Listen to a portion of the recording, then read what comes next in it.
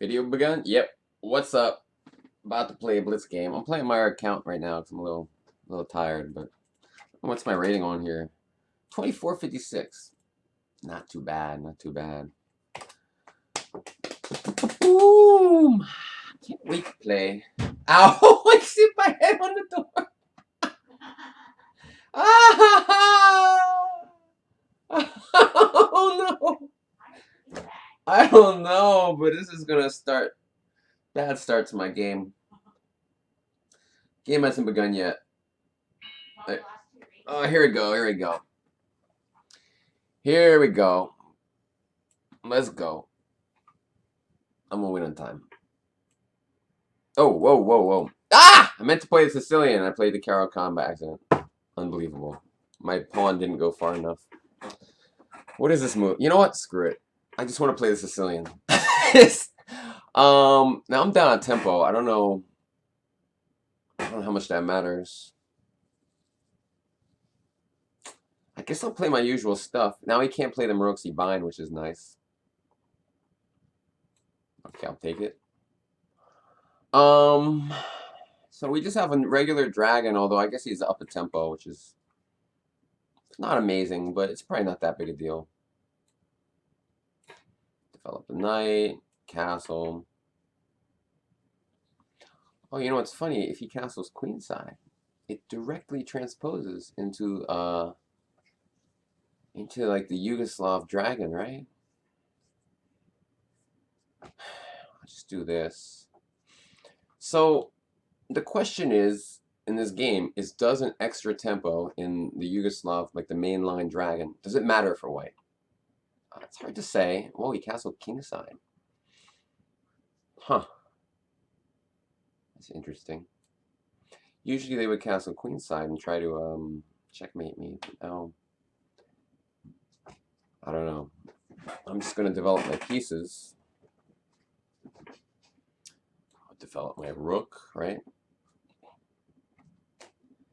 It's easy. I can capture with the bishop, the pawn, or the rook. Now, if I capture with the pawn, I capture towards the center. If I capture with the bishop, you know, bishop's nice there on c6. But if I capture with the rook, I'm attacking his bishop. So many possibilities. So many. I could also not capture, but then he takes my pawn. All right, I'm going to take with the bishop. Oh, my head still hurts. All right. He's attacking my a-pawn. I have to defend it. I have to defend it. I can't let him take the a-pawn. All right. I know my rook was good on c8, but I just feel like the a-pawn is really important here. So, like, because if he takes it, he has a 3-on-2. I'm sorry, 3-on-1 on the queen side, and it's just like, and, you know, he's given up the plan. Now that I play rook a8, he's totally given it up. He knows he can't take the pawn anymore, so he switches to the other side of the board. But look, he only has his queen attacking. Like, am I really worried about that? I don't think so. I don't think so, buddy. I don't know what to do. A5? Move my queen? Oh, maybe a5. Maybe take his bishop off. Is interesting. I might take his bishop. Like, what's that queen gonna do? Just one queen in my face? That's nothing. I might go a5. He can go e5 though, and then if I take, he takes my queen. It's interesting. Interesting move. Well, now, I mean, this is obvious. I'm gonna play b5. Seems like a no-brainer. Because if he takes, I go queen check, and then I take it back with the bishop. And this is what happens, is he didn't go king h1. This is a big mistake. That he left his king here. I don't know what's happening, man. And you see how useful this rook a8 move was now. Like, with my a-pawn, combined with my a-pawn, it's really putting a lot of pressure in his position. I guess I'm going to just take this. And then, you know what I like? I want to put all my pieces like on the queen side, like a rook on c8, a queen on b8, a rook on a8. This is like the dream in chess, to get all of your pieces. Oh, and there's a downside here is he can go knight b6. And it looks strong because it forks my 2 rooks. However, then I take on c2, and I should have more than enough compensation. It should be really strong for me. Oh, he fell for it. Yeah, this is just good for me. I mean, just practically winning, I think. I don't know. Because, like, winning's strong, but I mean, I don't see how he's going to defend against... Well, I have an extra pawn. I'm going to have a really active queen after queen c6. I just don't see what he's going to do about it. I don't know. It just looks really strong. And now queen b2. Well, I have to be a little careful. I have to be a little careful here of like some ideas involving like queen h6. Let me just think about this before I move. Well, I can't move my queen to too many squares, so I'm gonna do this. And if queen h6, you know, it looks about even because he has play on my king, my weakened king position, but I have, you know, like a raging counterattack with my queen, like queen d4 check. I just don't see how he's going to deal with that. Like I have a really easy defense here, like king h1, knight e8, no problems, right? I mean, he has no mate, rook c8, I back rank checkmate him, so I mean he has to be really careful now. I'm not sure what he's going to do. This looks like a bad move. It makes weaknesses around his king. It just looks, I don't know, it just looks not good. I'm trying to figure out, I'm actually thinking of a really exciting idea of f6. Just trying to bring my king out into the game. But it's probably too risky. It's probably too risky. But I have to be careful because otherwise he might bring his rook to c8. I could go queen g7, and I think this endgame's maybe like not that good for me. So I'm gonna play a real restrained move.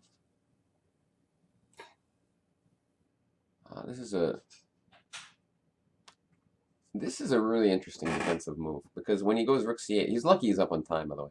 But when he goes rook c8, queen b5 defends everything. And his queen's not doing anything. His rook is not like, I mean, it's attacking my knight, but whatever. If only his pawn was on h2, I would be threatening queen f1 checkmate. That's the problem. But it was still a weak move to go h3 because later on there's going to be like some perpetual with queen e5, queen a1, queen e5.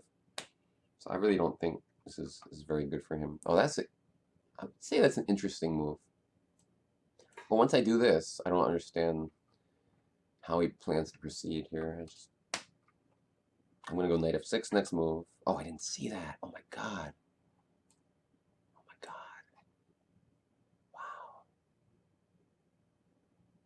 Wow. What a lucky. I would call that relatively lucky. I don't even know. Oh, wow. I can just play this. And I think now what I should do, I know this is going to sound very controversial, but I should give away the knight in order to take the b pawn. And then my a pawn is actually going to be really strong in some variations. Like, it's going to be hard to stop. Yeah, I don't know if that was the best move by him. Oh, he's trying to... Now my king's actually pretty active. Like, if it gets to, like, g3, who knows? Who knows what could happen next? So, this is one of those really... Well, that's a strange move. I just check you. I didn't see it! Oh, it's check! Oh my god. Alright, hold on though. It's not all over yet. My pawn's passed. What's he gonna do? See, right now I'm building a stalemating that. building it. It's gonna be hard. How does he stop the stalemating there? Oh God. Is that checkmate? Unbelievable. This is a tough game because I played so well. I thought like really, really strong chess. This move Rook A8 was like amazing. I think the opening was really interesting, like to test to see if I could go C6 and then C5. Basically you make a mouse slip and then you try to recover from it right away. I mean, because the Caro-Kann's like a pretty bad opening. I didn't want to do that.